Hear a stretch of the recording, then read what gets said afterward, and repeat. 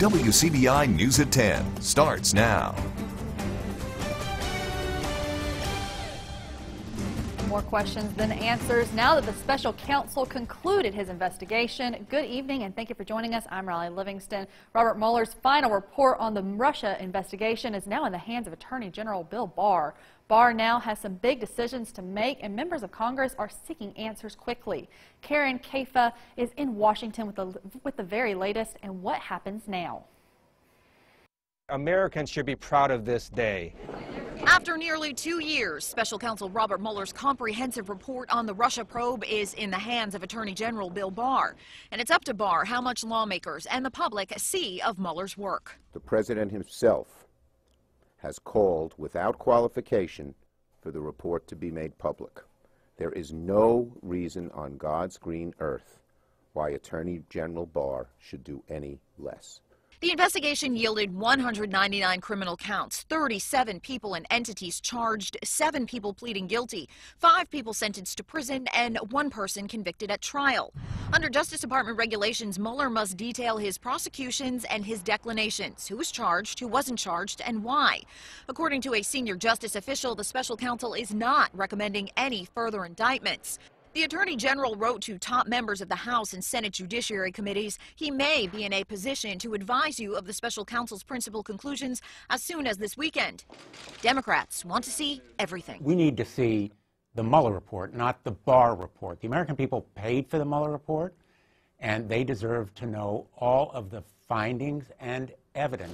Senate Majority Leader Republican Mitch McConnell welcomed the news in a statement calling for as much openness and transparency as possible. In a statement, White House Press Secretary Sarah Sanders wrote, "The next steps are up to Attorney General Barr, and we look forward to the process taking its course." The president, spending the weekend in Florida, has not yet responded to the conclusion of the investigation. In Washington, I'm Karen Kaifa reporting. High school students in Oklahoma are fighting for gun reform at the state capitol this weekend as part of the second annual March for Our Lives movement, which started after a gunman killed 17 people at a high school in Florida last year.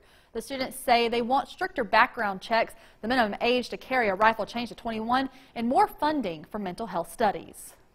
In the middle of my freshman year, I remember hearing an announcement come on the intercom. Lockdown. Lockdown immediately. There's a possible intruder coming towards the building. This is not a drill. Our teacher screamed at us to get into the corner in the darkness and to be silent.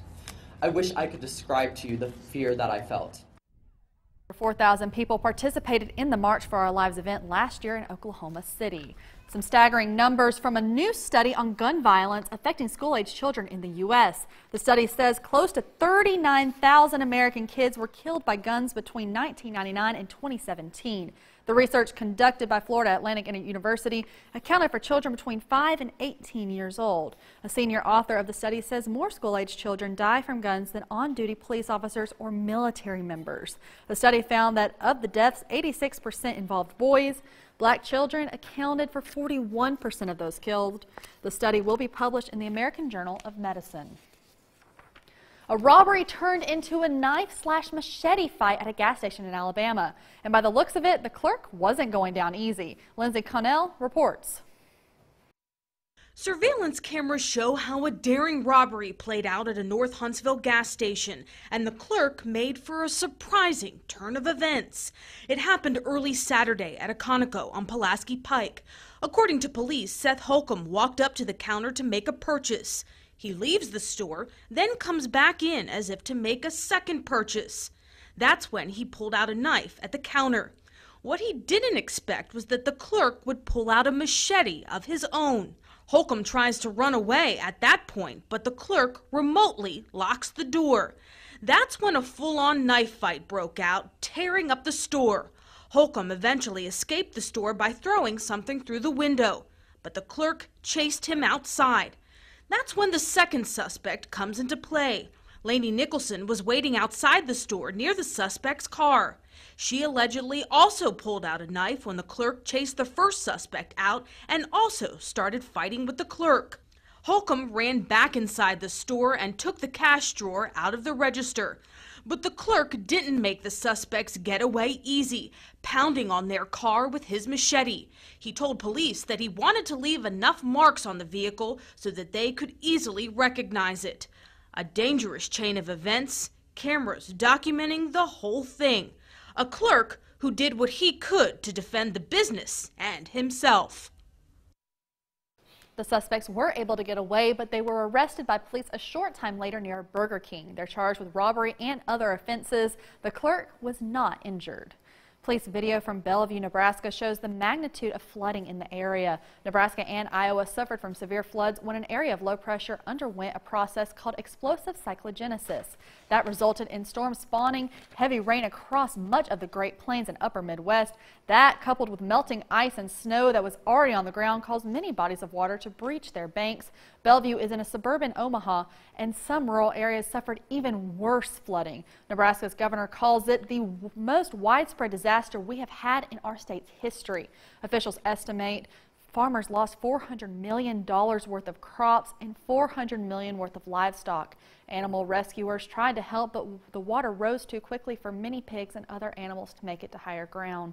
The flooding continues today. 110 miles of Interstate 29 are closed between Kansas City and Omaha as the water moves downstream.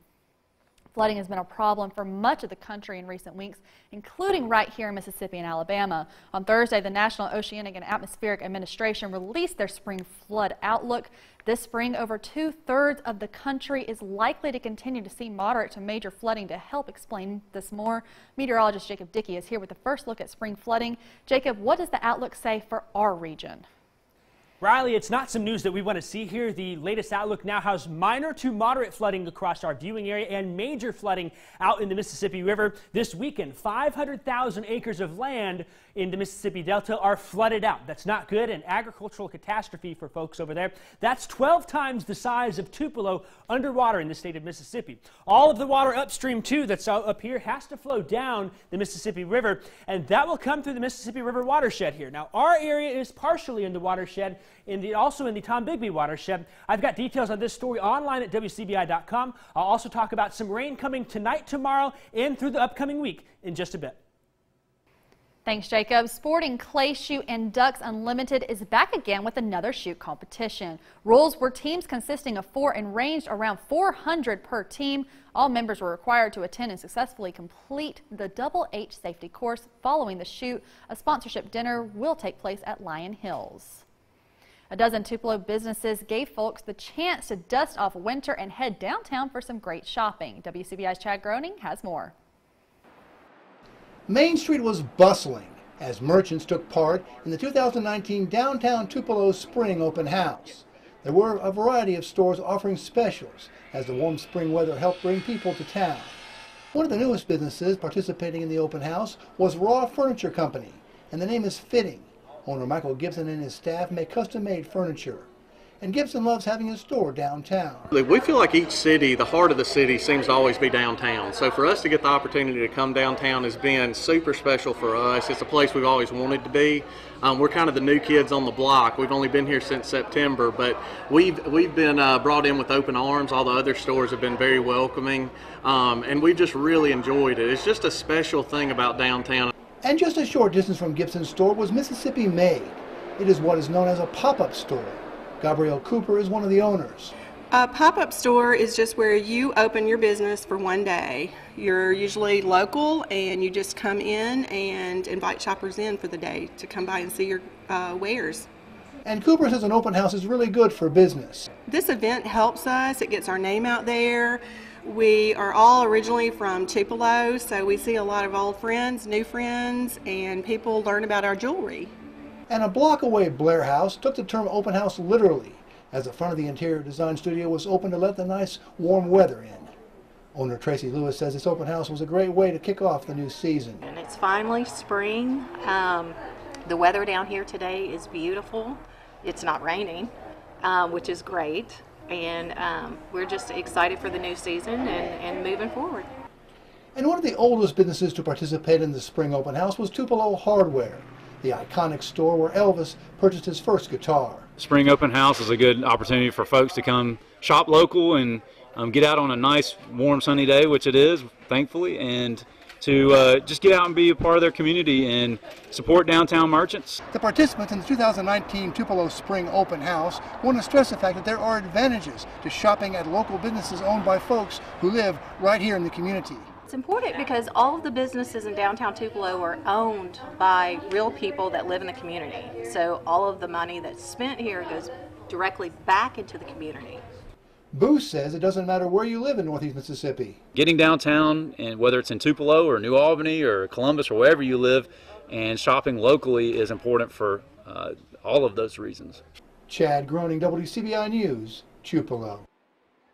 One lucky shopper won a spring open house gift basket with donated merchandise from the downtown retailers. The sun is shining, and that means it's time to enjoy the outdoors. More on that after the break.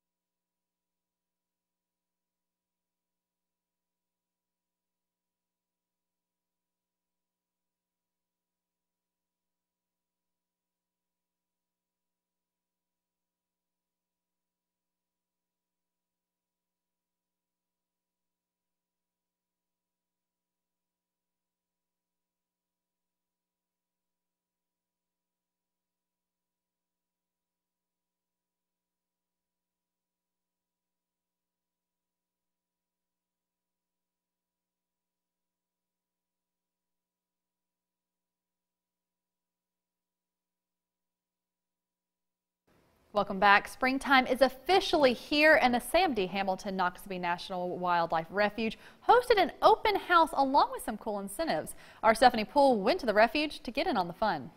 When you see the hiking trails, wildlife, and adventure, you know you're at the refuge. And this year, the refuge is celebrating their first place wins from the recent iNaturalist BioBlitz Challenge. To kick off the new season and victory, visitors were welcome to meet staff and hit the water with free canoeing and kayaking. It's really just a chance for the public to come ask us questions as they rediscover the refuge this spring and just say hello, really. And they just get the chance to come and talk to me and ask me questions. Why do you do this? Why do you don't do that? And understand what the refuge is. Canoes, kayaks, life jackets, and paddles were provided for all participants. Visitor Mary Redmond says having this experience gives her relief from schoolwork and allows her and her mom to take on kayaking together. I went kayaking about a year ago, and this will be my first time doing it again, so I'm really excited. I look forward to seeing all the wildlife. Hopefully I don't bump into any alligators and don't tip over. With temperatures heating up, this event was focused on being on the water with friends and family. Reagan says regardless where you go here, you'll be at peace. People just come here to unwind and kind of forget about the stresses that they deal with every day and just see nature and see wildlife. Reporting in Noxubee County, Stephanie Poole, WCBI News. The two categories they won were most species with 540 species identified, and most unique contributors with 51 people providing at least 5 research grade records. Some area students are getting a jump on their futures. Earlier this week, a group of freshmen from Starkville High School took a break from studying to see how a local business runs. The freshman focus class visited Dog Pound Printing to learn all the ins and outs. They had the chance to see the t-shirt printing process as well as the business aspects behind the scenes. Camelia Robinson hopes the trip inspires students as they move forward. Well, we're entering a bit of a more active pattern here. A couple of rounds of showers and storms coming Sunday, Monday, and another one next week. And in between, though, there's some dry weather. We'll have the full details on what we expect coming up after the break. WCBI First Alert AccuWeather Forecast with meteorologist Jacob Dickey. What a beautiful Saturday we had. Temperatures soared into the 70s, a perfect spring day. Nice and warm, some sunshine out there. We've been enjoying the weekend so far. We'll stay dry tonight and cooling things off. It's 55 right now in Vernon atop of Durham's Pharmacy. Dew point at 37, some dry air in place. Winds are calming across the area. Down to 56 right now in Macon. It's 56 in Columbus, 51 in Amory, 53 in Grenada, 51 in Winona. I expect those temperatures to settle into the mid to upper 40s overnight tonight. 45 will be the low in Columbus, 47 in Amory, Tupelo at 48. We'll call it increasing clouds with light southeast winds perhaps through the night between 0 and 5 miles an hour, though we stay dry overnight tonight. On Sunday, though, the chance is there for a few showers at any point during the day. It will not be a washout, but it will be warm. Temperatures climbing into the low 70s for many of us. Look for a south wind between 5 and 10 miles an hour at times. The high will be 75 in Macon tomorrow, 73 in Columbus, Starkville at 73. I've got 74 in Winona and in Eupora. Much of the same warm spring weather in West Alabama, 74 in Reform, 72 in Vernon, Soligent at 71. Perhaps a little bit cooler and some better chance for some showers as the further north we go. Still got it at 73 in Tupelo, 72 in Pontotoc and in Houston, 69 in Boonville, 68 in Corinth for our Sunday afternoon. Here's where the rain is tonight. We're seeing some showers and storms off to our western parts of Arkansas, back into Oklahoma. If we look at what our model is suggesting here, it does a great job in placing that rain, at least the leading edge of it here. So I think this is a very favorable solution what happens. As these showers move off to the east here, it looks like overnight tonight, by tomorrow morning, most of that stays to the north. But I think after 7 or 8 a.m., we may very well see a few isolated showers from Oxford towards Pontotoc, Tupelo, New Albany, off into far northwest Alabama. The day Sunday looks to be mostly cloudy. The chances there, though, for passing showers throughout the day at any point across the region. Better chances for showers and even some thunderstorms then comes late Sunday night into Monday morning area-wide, seeing a band of showers and storms roll on through by 4 a.m., pushing into West Alabama and the Golden Triangle. There could be a stronger storm with some gusty winds and heavy rain as well as some thunder and lightning, but overall, the severe threat is looking very low. By Monday morning, then, those showers and storms carry off to the south and the east. We dry things out and get a northwest wind bringing in dry air. Will not rule out, though, a chance for a stray shower Monday afternoon and evening. Not a lot of rain coming here. We could see some spots half inch, a little bit more. Some spots will see less. Some spots may very well end up dry by the time this cold front pushes on through. Drier air then works its way in on the backside, and we will enjoy a dry Tuesday and Wednesday. Temperatures by the weekend are back into the 70s. A trip to Portland for the Sweet 16 is in MSU's sights. More on how they plan to get there next in sports.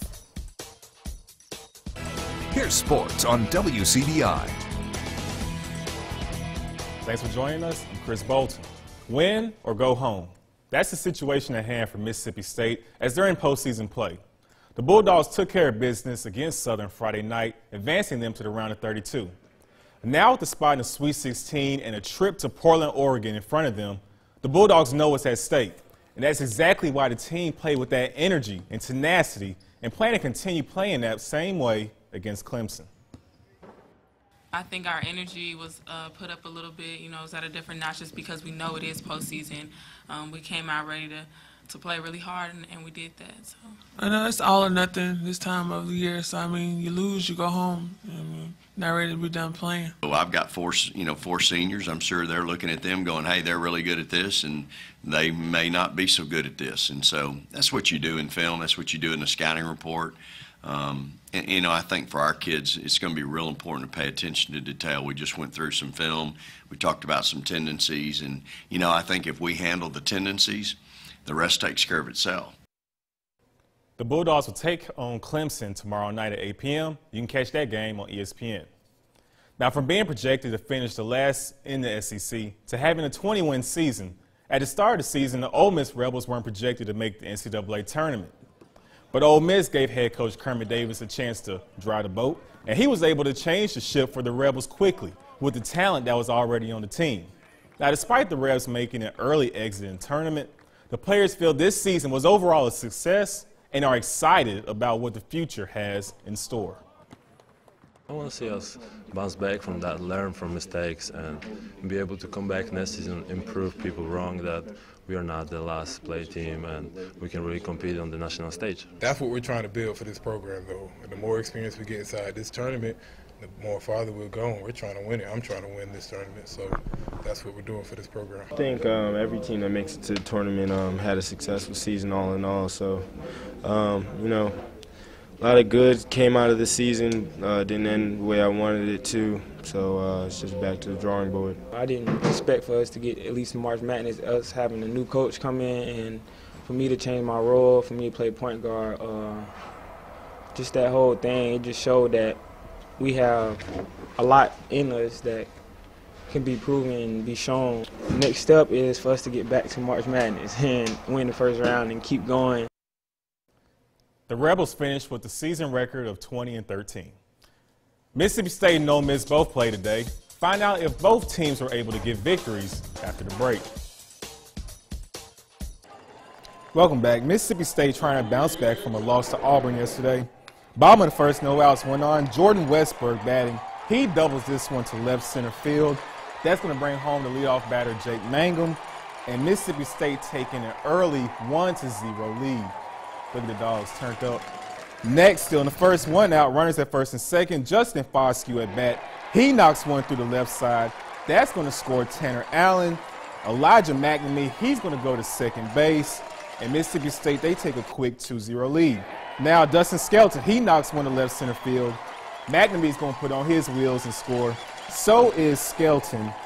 That's going to bring home another run for Mississippi State. They take a 3-0 lead. 2 outs now. Rowdy Jordan at bat. He hits one to left. That goes by the outfielder. That's going to score Foscue. Skelton comes around third.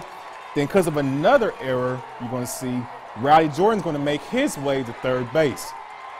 Everything is clicking for the Bulldogs, and they go on to put a shellacking on Auburn. The final in this one, MSU 15, Auburn 2. Now to Columbia. Missouri taking on Ole Miss. Top of the third, 2-on for Ryan Olenek. He does Ryan Olenek things. This is going to be a double to left field. That's going to bring home Tyler Keenan. Ole Miss now taking a 1-0 lead. Then, top of the fourth, 1-on, Knox LaPasser. He's at bat. He's going to take one to left, and it's going to get through the outfielder's glove. Whoops. That's going to bring Cooper Johnson around. He puts on his Jets and scores. LaPasser says, you're not the only one with Jets. He's going to make his way to third base. Ole Miss has a 2-0 lead. Next batter, Tim Elko. He comes up to bat. He's going to knock one up the middle. This one's going to give the shortstop fits. It gets by him, scoring another run for the Rebels. They take a 3-0 lead. Now in the 8th inning, 2 outs. Cooper Johnson's going to be at bat. He rocks one deep to left, but Josh Holt says, nope, no more runs for Ole Miss. He's going to snag that one. That's going to be the end of the inning. But the Rebels, they're too much for Missouri. They go on to win 3-0.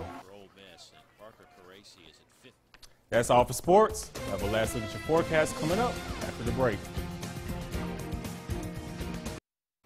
Overall tomorrow, not looking like a washout. The chances there for a few isolated showers. By Sunday night into Monday morning, though, that's when the chance for some storms moves on in. Ooh. Not expecting anything severe. We stay warm Monday, but by Tuesday, just a tad cooler. Some nicer weather, though. I'll definitely be keeping my rain boots on me just in case. Absolutely. We hope everyone has a great night and joins us back here tomorrow.